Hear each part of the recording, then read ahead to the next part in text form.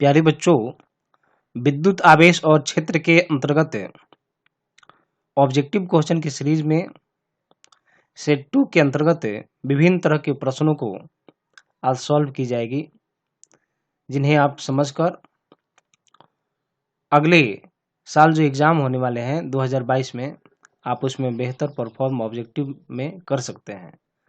तो आइए यहाँ पर पहले प्रश्न को हम लोग देखते हैं और पहला प्रश्न इस तरह से है, सिग्मा बराबर पृष्ठीय आवेश घनत्व और एप्सिलॉन नॉट विद्युत परावैद्युकता है, तो सिग्मा बाई एप्सिलॉन नॉट का बीमा किसके समान होगा? और ये चार ऑप्शन आपके सामने दिया हुआ है। तो जब ये इस तरह का है तो आप तो पहली बात जो है आप सिंगल यानी कि ये सिग्मा का भी बीमा निकाल सकते हैं, एप्सिलॉन नॉट का भी बीमा निकाल सकते हैं और यहाँ पर रख कर चेक कर सकते हैं कि किसके बीमा के बराबर होगा। तो ये थोड़ा सा लेंदी प्रोसेस है। आपको जो है ये जो सिग्मा बाई एप्सिलॉन नॉट है, ये जब आए तो आपको एक फॉर्मूला ध्यान में आना चाहिए और वह फॉर्मूला है, यहाँ पर दो आवेशित समतल चादर लेते हैं। मान लीजिए ये यहाँ पर प्लस चार्ज है और यहाँ पर माइनस चार्ज है। ये आपको जो डिराइवेशन है, ये जो फॉर्मूला है, आपको ये फॉर्मूला मिलेगा गॉस के प्रमेय के अनुप्रयोग के में। तो उसी में ये अनुप्रयोग में गॉस के प्रमेय के अनुप्रयोग में जो है ये आपको डिराइवेशन मिलेगा कि दो आवेशित समतल चादर के बीच में कोई बिंदु है P और इस P बिंदु पर विद्युत क्षेत्र की तीव्रता के लिए जो फॉर्मूला होता है वह होता है सिग्मा बाई एप्सिलॉन नॉट। यानी कि सिग्मा बाई एप्सिलॉन नॉट का जो बीमा होगा वह किसके बीमा के बराबर हो जाएगा? ई के बीमा के बराबर। चूंकि ये फॉर्मूला ही है तो आप डायरेक्ट यूज कर सकते हैं और इस तरह से आंसर हो जाएगा विद्युत क्षेत्र की तीव्रता। जो दूसरा प्रश्न यहाँ दिया हुआ है, एक चालकीय गोला है जिसकी त्रिज्या 20 सेंटीमीटर है और इस पर आवेश का मान 16 माइक्रोकूलम है। तो गोला के केंद्र पर विद्युत क्षेत्र की तीव्रता क्या होगी, यह प्राप्त करना है। तो मान लीजिए बच्चों कि ये कोई गोला हो गया हम लोग का, ये गोला हम लोग ले लिए और इस गोला पर जो है आवेश का मान, यानी कि ये जो आवेश दिया गया है इस आवेश का मान 16 माइक्रोकूलम है। ये है 16 माइक्रोकूलम, यानी कि Q बराबर 16 माइक्रोकूलम और इसकी जो त्रिज्या है, यह त्रिज्या दी गई है 20 सेंटीमीटर। तो केंद्र पर हम लोग को E का मान निकालना है, विद्युत क्षेत्र की तीव्रता का मान प्राप्त करना है। तो आवेशित कोई भी चालक हो तो आवेशित बंद चालक के अंदर जो है विद्युत क्षेत्र की जो तीव्रता होती है वह क्या होती है? 0 होती है। तो आपको इस बात को ध्यान में रखना है। अगला प्रश्न यहाँ दिया हुआ है, किसी वर्ग के शीर्षों पर 4 आवेश जो है चित्र की तरह जो है व्यवस्थित हैं, तो केंद्र पर विद्युत बल क्या होगा? तो सबसे पहले जो है ये जो वर्ग है इसकी आप भुजा की कुछ मान लीजिए, मान लेते हैं A है, A हो जाएगा, A हो जाएगा और ये हो जाएगा और इसका कुछ डायगोनल्स होगा। तो दोनों जो डायगोनल है यानी कि दोनों जो विकर्ण है दोनों बराबर होंगे और दोनों विकर्ण जो है एक दूसरे पर जो है लंब समद्विभाजक होते हैं। बोलने का मतलब हुआ कि A से O का जो डिस्टेंस होगा ये सब डिस्टेंस जो है एक दूसरे के बराबर हो जाएगा, बराबर बराबर भाग में बांटेगा और दोनों विकर्ण आपस में बराबर भी होते हैं। इसलिए यह x यहाँ से यहाँ तक का, यहाँ से यहाँ, C से O और B से O सब चारों अपने आप में क्या हो जाएंगे? बराबर हो जाएंगे। अब आइए हम लोग को O पर जो है विद्युत बल निकालना है और इस पर आवेश क्या है? Q आवेश है, कैपिटल Q आवेश है। तो इस स्मॉल q के कारण इस पर जब हम लोग बल निकालेंगे तो ये धन आवेश है, ये भी धन आवेश है, तो एक दूसरे का प्रतिकर्षण होगा, तो बल की दिशा इधर हो जाएगी और आप लिख पाएंगे F और ये हो जाएगा A से O की तरफ, यहाँ लिखते हैं FAO और हम लोग फॉर्मूला भी लिख सकते हैं 1/4 पाई एप्सिलॉन नॉट ये Q बाई x का स्क्वायर। खैर हम लोग अभी यहाँ पर इस तरह से लिख दिए। उसी तरह से अब इस Q कैपिटल Q और माइनस Q के बीच, तो ये धनात्मक है ये ऋणात्मक है, आकर्षण होगा, इसलिए दिशा हो जाएगी इस तरफ। तो हम लोग इधर दिशा दिखाएंगे और ये लिख पाएंगे F और ये लिखेंगे यहाँ पर CO, इधर लिखेंगे AO, इधर लिखेंगे CO, क्योंकि बल की जो दिशा होगी C से O की तरफ होगी। अब देखिए ये जो बल होगा और ये जो बल होगा दोनों बराबर होगा, क्योंकि जब हम लोग यहाँ पर लिख पाएंगे F है AO, तो आप फॉर्मूला लिखेंगे 1/4 epsilon not Q1 Q2 Q by x square. और जब हम लोग लिखेंगे F है CO, तो FCO जब लिखेंगे तो आप लिख पाएंगे 1/4 एप्सिलॉन नॉट Q माइनस है, तो हम लोग जो है मॉड लगा देंगे, यहाँ पर भी मॉड लगा देंगे, और बाई फिर दूरी का एक्स स्क्वायर। तो आप देखिए यहाँ पर RHS जो है बराबर है, तो LHS भी बराबर होगा, यानी कि बलों के परिमाण बराबर होंगे लेकिन दिशा एक दूसरे के विपरीत है। इसलिए ये क्या करेगा, FCO जो है FAO को कैंसिल कर देगा, निष्फल कर देगा। यानी कि इन और इन यानी कि प्लस Q और माइनस Q आवेश के कारण इस पर जो है बल नहीं लगेगा, क्योंकि दोनों जो है एक दूसरे को निष्फल करते रहे। अब आइए आप जो है इसके कारण, तो ये धनात्मक आवेश है, ये भी धनात्मक आवेश है, तो फिर से इन दोनों के बीच प्रतिकर्षण बल लगेगा, और यहाँ पर लिख पाएंगे आप F है BO, B से O की तरफ। और अब इस आवेश के कारण -2 की आवेश के कारण, तो ये ऋणात्मक है ये धनात्मक है, तो आकर्षण लगेगा और इसकी दिशा हो जाएगी इस तरफ, और लिख पाएंगे हम लोग DO। तो देखिए बच्चों, अब यहाँ पर यह दोनों बल जो है एक दूसरे के विपरीत है, परिमाण क्या होगा, तो आप यहाँ लिख सकते हैं F है BO के लिए हम लिख पाएंगे ना, FBO के लिए 1/4 epsilon not 2Q into capital Q, और ये मॉड दे देंगे, तो मॉड देंगे तो माइनस वाला भी प्लस हो जाएगा, यहाँ पर भी आप माइनस दे सकते हैं, तो ये बाहर आ जाएगा, तो ये पॉजिटिव ही हो जाएगा, तो और यहाँ पर एक्स स्क्वायर हो जाएगा। उसी तरह से हम लोग लिख सकते हैं DO के लिए, जब लिखेंगे 1/4 एप्सिलॉन नॉट 2Q और इंटू ये हो जाएगा कैपिटल Q, और मॉड दे देंगे, और यहाँ पर माइनस है तो माइनस लगा दीजिए, और एक्स स्क्वायर, ये माइनस है मॉड लग गया, तो ये फिर पॉजिटिव, फिर यहाँ RHS बराबर है, यानी कि FBO बल और FDO बल दोनों बलों का परिमाण बराबर है और दिशा विपरीत है, इसलिए यह इसको कैंसिल आउट कर देगा, यानी कि निष्फल कर देगा। अतः 2Q और -2Q इनके कारण भी इस Q पर कोई बल नहीं लगेगा, क्योंकि दोनों एक दूसरे को निष्फल कर देते हैं। इस तरह से इस O बिंदु पर जो Q आवेश है, इस पर जो बल लगेगा वह बल का मान क्या हो जाएगा, 0 हो जाएगा। अगला प्रश्न है, दो आवेश से 2 × 10⁻−10 कूलाम और -2 × 10⁻−10 कूलाम एक दूसरे से 1 सेंटीमीटर पर 1 सेंटीमीटर की दूरी पर है, और ये दोनों आवेश द्विध्रुव बनाते हैं। यदि इन दोनों आवेशों को जो द्विध्रुव बना रहे हैं, इन्हें 2 × 10⁵ न्यूटन प्रति कूलाम के विद्युत क्षेत्र में रखा जाए, तो द्विध्रुव पर महत्तम टॉर्क का मान क्या होगा।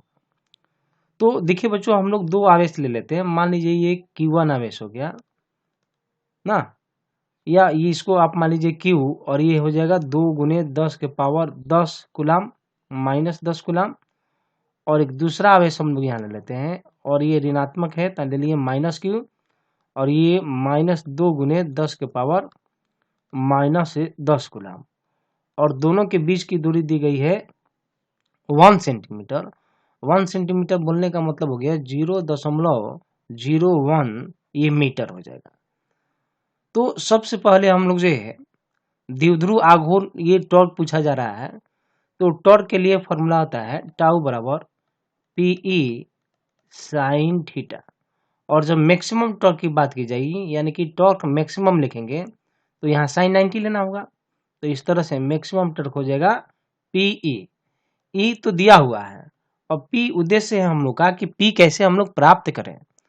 तो P निकालने के लिए देखिए हम लोग यहाँ लिख सकते हैं P बराबर, हम लोग P का मतलब द्विध्रुव आघूर्ण है यहाँ पर, तो ये P का मतलब हो जाएगा P बराबर Q इंटू 2L, क्यू का मतलब हो गया दोनों में से किसी एक आवेश का परिमाण। तो एक आवेश का परिमाण ले लीजिए, तो 2 गुने और 10 के पावर -10 और 12 का मतलब हो जाएगा इतना 0.01। ऐसा आप मत कीजिएगा कि इसमें 2 से मल्टीप्लाई कीजिएगा। ये 12 का मतलब ये होता है कि यहाँ से लेकर और यहाँ दोनों आवेशों के बीच की दूरी हम लोग 12 यहाँ इसलिए मान लेते हैं क्योंकि जब डिराइवेशन करते हैं तो केंद्र यहाँ लेते हैं बीच में, और इधर एल डिवाइड करते हैं, इसलिए यह माना जाता है, और कोई कारण नहीं है। इसलिए 1 सेंटीमीटर जो दूरी है यह 12 का मान है, और इसको मीटर में कन्वर्ट कर दिए तो ये हो जाएगा 0.01, ये हो जाएगा मीटर, और ये आवेश है आपको कूलाम। तो इस तरह से इन दोनों इस दशमलव को हटाएंगे तो नीचे हो जाएगा 100। तो हम लोग लिख पाएंगे 2 गुने 10 के पावर, ये ऊपर जाएगा तो ये माइनस हो जाएगा, तो आप लिख पाएंगे 2 गुने 10 के पावर -12 कूलाम मीटर। तो पी का मान निकालिए। अब आएंगे हम लोग, तो हम लोग यहाँ पर देखिए ये टॉर्क मैक्सिमम लिखते हैं, तो टॉर्क मैक्सिमम पी, तो पी के लिए हो जाएगा 2 गुने 10 के पावर -12, और ये हो जाएगा कूलाम मीटर, और गुना ई, तो ई का मान है 2 गुना 10 के पावर 5 न्यूटन प्रति कूलाम। कूलाम से कूलाम कैंसिल हो जाएगा, 2 गुना 2 कितना हो जाएगा, ये हो जाएगा 4, और गुना 10 के पावर -12 है, ये 10 के पावर 5 है, तो 12 में से 5 जाएगा तो 7, तो आप लिख पाएंगे 10 के पावर -7, इधर न्यूटन है इधर मीटर है, तो ये हो जाएगा न्यूटन मीटर। इस तरह से राइट आंसर हो जाएगा 4 गुने 10 के पावर -7 न्यूटन मीटर। देखिए बच्चों, ये प्रश्न दिया हुआ है, हाइड्रोजन परमाणु का इलेक्ट्रॉन नाभिक के चारों ओर r त्रिज्या के वृत्तीय कक्षा में घूमता है। तो इन दोनों का मतलब हुआ कि नाभिक और इलेक्ट्रॉन, तो नाभिक पर मौजूद होगा प्रोटॉन, और इलेक्ट्रॉन के बीच कूलाम बल का व्यंजक क्या होगा, यानी कि फॉर्मूला निकालना है। तो यहाँ पर देखिए हम लोग जो है ये आकर्षण बल यहाँ पर हम लोग का लग रहा है, एक इलेक्ट्रॉन है और दूसरा प्रोटॉन है।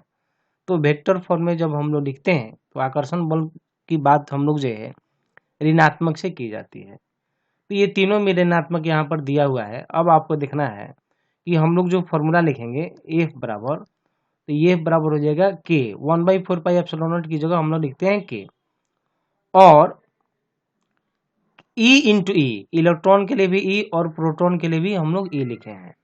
तो यहाँ पर E और ये एक E, एक इलेक्ट्रॉन के लिए और एक दूसरा जो है प्रोटॉन के लिए हम लोग दिए, और बाई r², वेक्टर फॉर्म में आप लिख रहे हैं तो वेक्टर फॉर्म में लिखे हैं, और ये मान लीजिए इधर वेक्टर, तो इधर भी आपको वेक्टर दिखाना पड़ेगा। तो यहाँ पर लिखेंगे तो या तो हम लोग यूनिट वेक्टर के फॉर्म में लिखेंगे तो r² ही है, और ये यहाँ पर हम लोग दे दिए माइनस हम लोग दे दिए। अब देखिए आप इस फॉर्म में कोई इसमें से दिया हुआ है कि नहीं, तो x² E इंटू ई, तो इसका मतलब आप ये आगे यह लिख सकते हैं -k I into E square हो जाएगा बाई r², और ये यूनिट वेक्टर हो जाएगा। तो आप देखिए यहाँ पर जो है E² केवल इसमें भी दिया हुआ है और इसमें भी दिया हुआ है, तो E² एक मिल गया। अब यहाँ पर देखिए आप r², तो r² इसमें भी नहीं दिया हुआ है और इसमें भी नहीं दिया है। जब स्क्वायर लिखेगा तो यहाँ यूनिट वेक्टर लिखना पड़ता है, तो यहाँ पर Q है और यूनिट वेक्टर, इसका मतलब यह भी नहीं होगा, और ये Q दिया हुआ है, चूंकि ये स्क्वायर होना चाहिए तो ये भी ऑप्शन नहीं होगा। तो इस तरह से हम लोग जो है ऑप्शन हम लोग का जो है ये हो जाएगा। आप या तो इस फॉर्म में लिखिए, या F बराबर हम लोग ऐसा लिख सकते हैं -k और E इंटू ई, तो E² और r³ जब लिखिएगा तो वेक्टर फॉर्म में आपको इस तरह से लिखना होता है।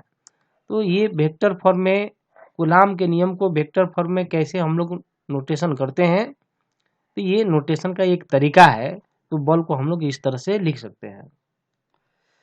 अगला प्रश्न यहाँ देखिए बच्चों, दिया हुआ है कि आवेश का CGS मात्रक क्या होगा। तो ये जो गॉस हम लोग का है ये आवेश का CGS मात्रक नहीं है, और यहाँ जो ये अर्ग दिख रहे हैं यह अर्ग जो है कार्य का CGS मात्रक होता है, डाइन जो है बल का CGS मात्रक होता है।